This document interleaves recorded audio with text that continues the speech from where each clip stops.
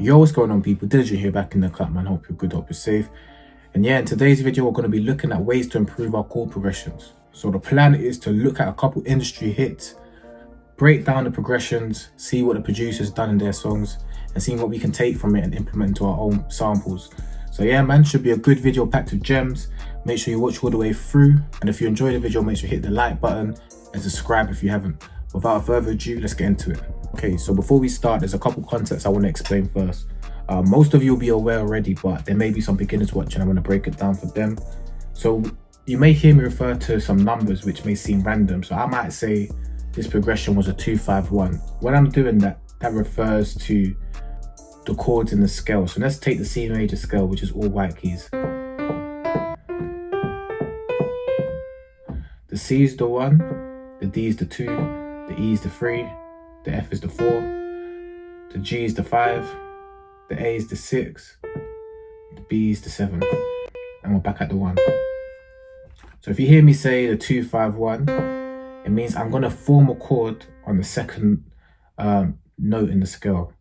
So 2-5-1, so that's the 2, the D minor, the G is the 5, which is G major, and then back at the C, which is the 1. Okay, so the second thing I want to explain is inversions. You may hear me refer to some things like second inversion or first inversion or root position. So let's take the C major chord. This is C major in root position. You can tell because the C is at the bottom. This is C major in second inversion. It's still all the same notes, but the C is now at the top. And this is C major in second inversion.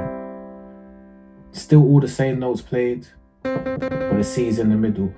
So if you hear me refer to root position, first inversion or second inversion, that's what those mean. Okay, so the first song we're going to look to break down is Roddy, Ricch, Perfect Time.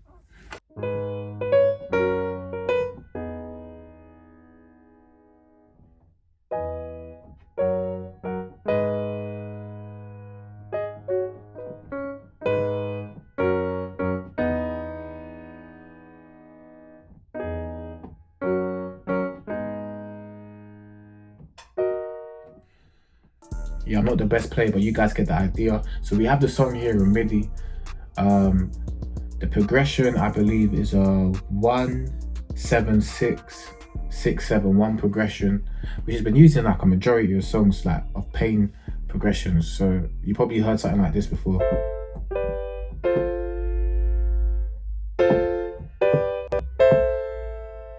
That progression has been used in countless of songs, but yeah, but the way the producers use the progression, it sounds very unique and not as generic as other songs.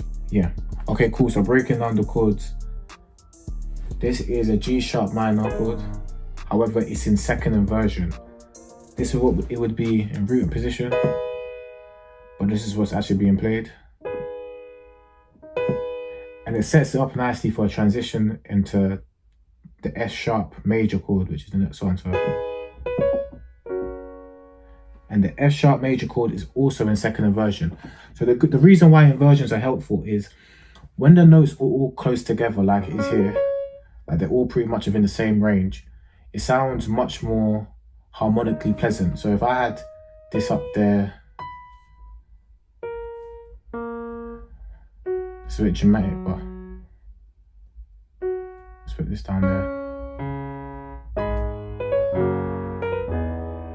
It sounds a bit choppy, like it's all over the place.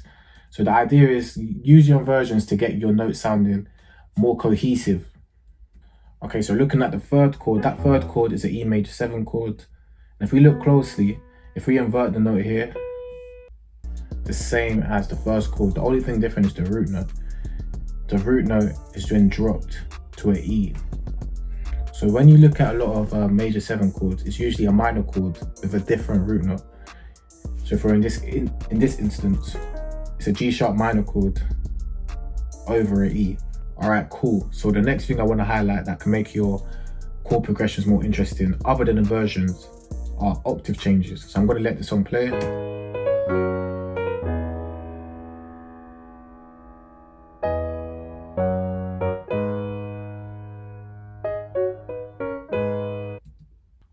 So we go from this chord here, the 6, which is an E major 7 chord, to the 6 again, an E major 7 chord. However, the transition between here is not a bland transition, even though it's the same chord. So what the producer done, he put the chord up an octave, but he also changed the inversion. So I believe this is G sharp minor in first inversion over E. And then the next chord is the F sharp major chord. And this is F sharp major in first inversion again.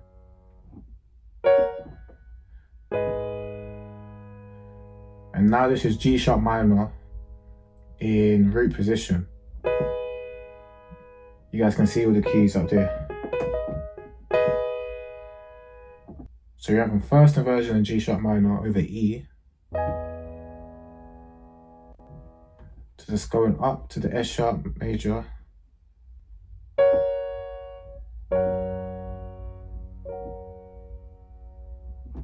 And then back to G sharp minor and first inversion.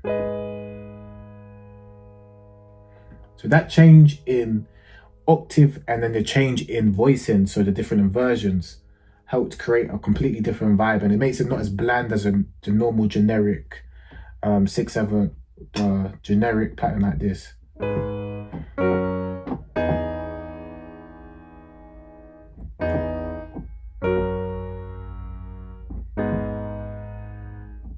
So that's the same progression, but the version here is a lot more interesting. So going back down into this section here, we have a nice little walk down.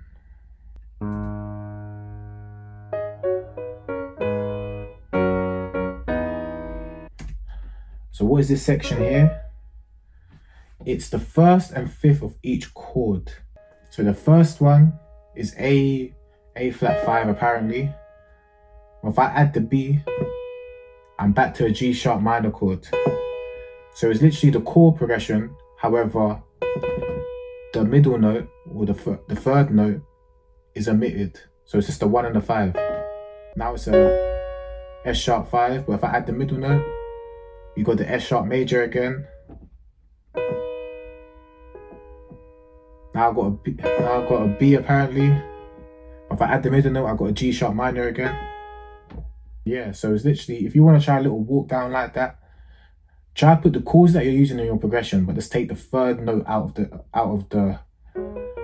of your rhythm, if that even makes sense. But you get what I'm trying to say.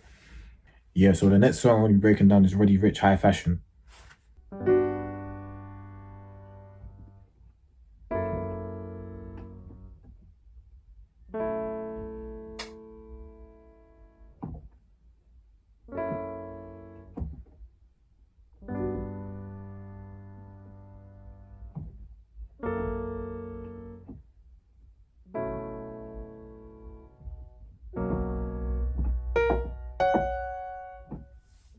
Yeah, cool. Yeah, like I said, I'm not the best player, but I got it MIDI here, made a couple edits and stuff, and I also got a little Rhodes in the back just to make it sound like the original more.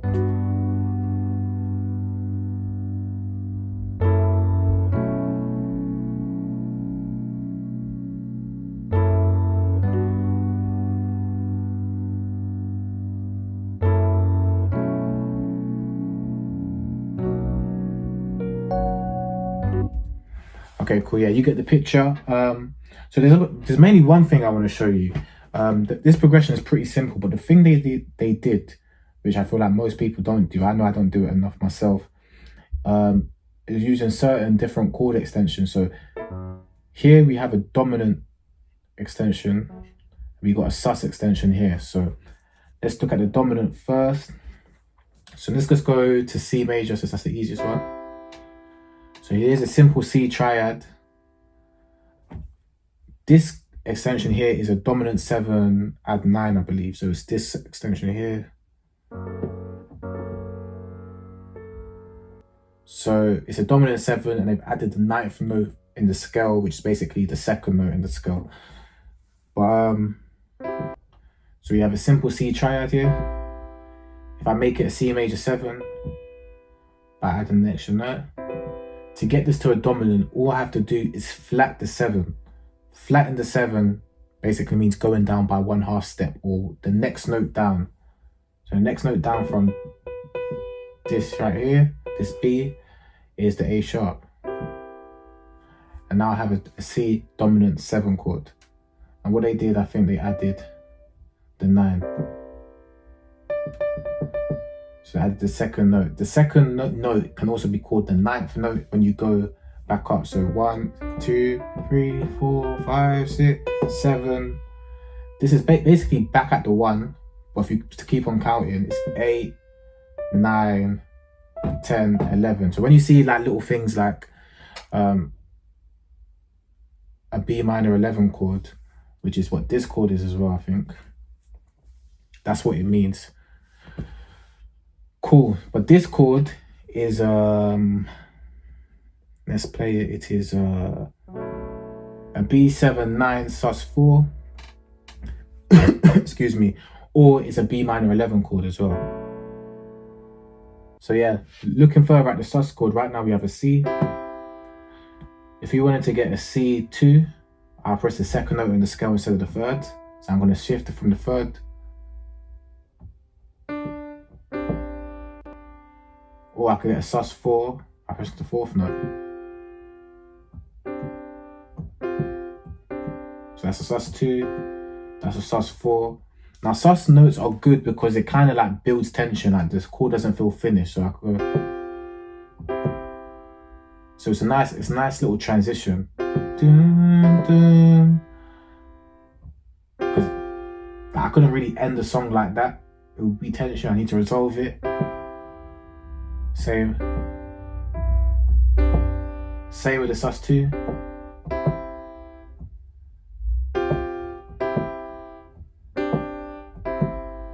So yeah, play along with the sus chords, play along with some dominant 7 chords, just to add a little bit more different vibes to your chord progressions. Yeah, so the final song that we're gonna look at is Polo G Epidemic. I ain't too good at playing this on the keyboard, so I just penciled it in. So I'm gonna play it and then break it down.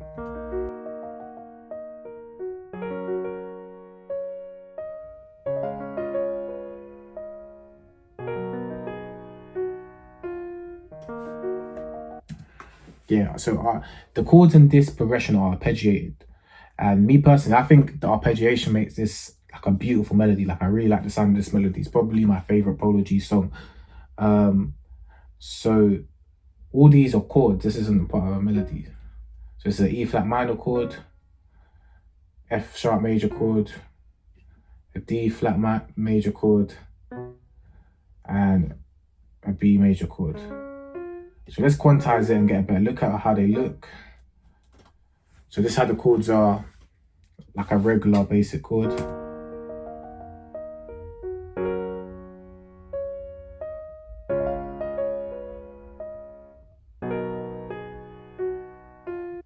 So you can see the arpeggiation adds a lot more movement. It makes it have a lot more character.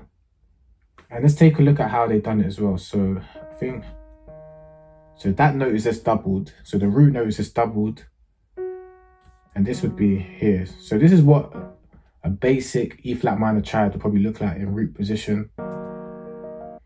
However, they spread it across the keyboard. They moved the third note up an octave, and then they doubled up with the bass note. And that's the same pattern they've done for each of them. So try adding arpeggiation into your chords. See if you can add a bit more movement, make it sound a bit more beautiful. But yeah, man, I hope you guys enjoyed that video. So the things to add to your progressions, you can try adding a couple octave changes, different inversions, try adding some dominant, some sus chords, try adding some arpeggios. I think that's everything I said. But yeah, man, if you enjoyed it, make sure you hit the thumbs up button and subscribe if you haven't. Road to 1K, we're nearly there now. I'm gonna leave all these melodies as a MIDI file as well for you guys to look at if you want to have a closer look at the melodies. But yeah, man, God bless, and man, catch you on the next one.